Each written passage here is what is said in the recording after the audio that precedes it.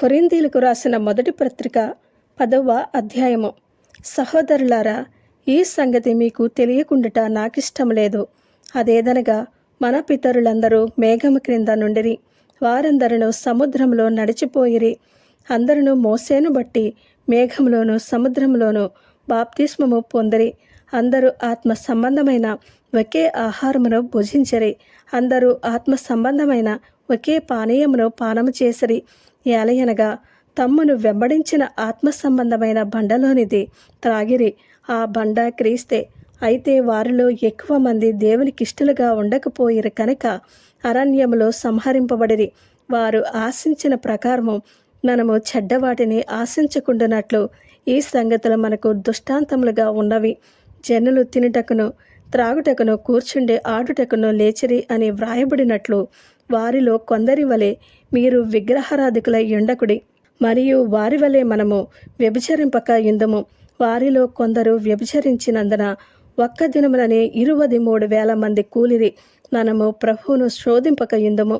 వారిలో కొందరు శోధించి సర్పముల వలన నశించిరి. మీరు సనగకుడి. వారిలో కొందరు సనిగి సంహారకుని చేత నశించిరి. ఈ సంగతులు దృష్టాంతములుగా వారికి సంభవించి యుగాంతమందున్న మనకు బుద్ధి కలుగటకై వ్రాయబడెను. తాను నిలుచుచున్నామని తలంచుకుని వాడు పండుకుండునట్లు జాగ్రత్తగా చూచుకునవలెను.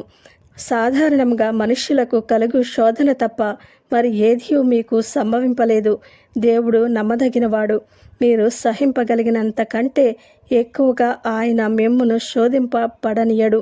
అంతేకాదు, సహింపగలుగుటకు ఆయన శోధనతో కూడా తప్పించుకున్న మార్గమును కలుగచేయును. కాబట్టి నా ప్రియులారా, విగ్రహారాధనకు దూరముగా పారిపోండి. బుద్ధిమంతులతో మాటలాడినట్లు మీతో మాట్లాడుచున్నాను.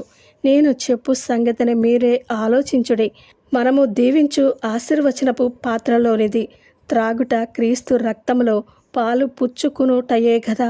మనము విరుచు రొట్టె తినుట క్రీస్తు శరీరములో పాలు పుచ్చుకునుటయే కదా.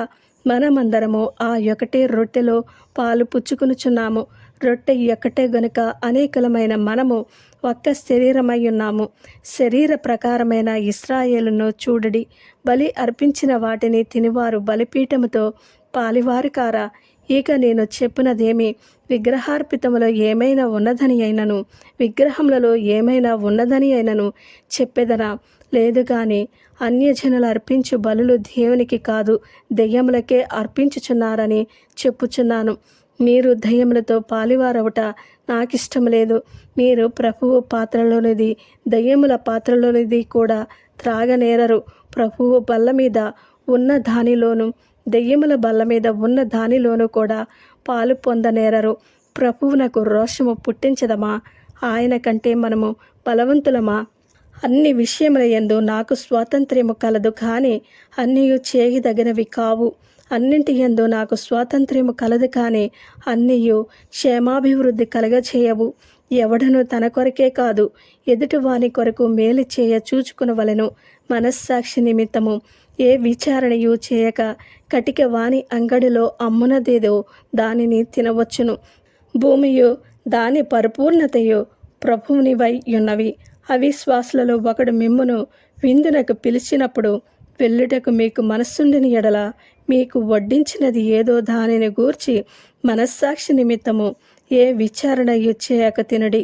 అయితే ఎవడైనను మీతో ఇది బలి అర్పింపబడినదని చెప్పిన ఎడల అట్లు తెలిపిన వాని నిమిత్తమును మనస్సాక్షి నిమిత్తమును తినకుడి. మనస్సాక్షి నిమిత్తమనగా నీ సొంత మనస్సాక్షి నిమిత్తము కాదు, ఎదుటి వాని మనస్సాక్షి నిమిత్తమే ఈలాగు చెప్పుచున్నాను.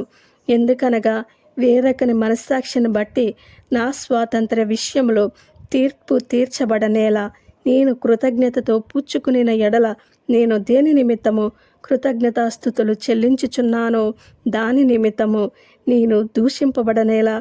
కాబట్టి మీరు భోజనము చేసినను పానము చేసినను మీరేమి చేసినను సమస్తమును దేవుని మహిమ కొరకే చేయుడి. యూదులకైనను గ్రీసు దేశస్థులకైనను దేవుని సంగమునకైనను అభ్యంతరము కలగచేయకుడి.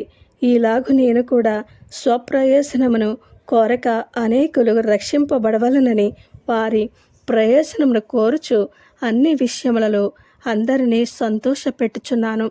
ఆమేన్.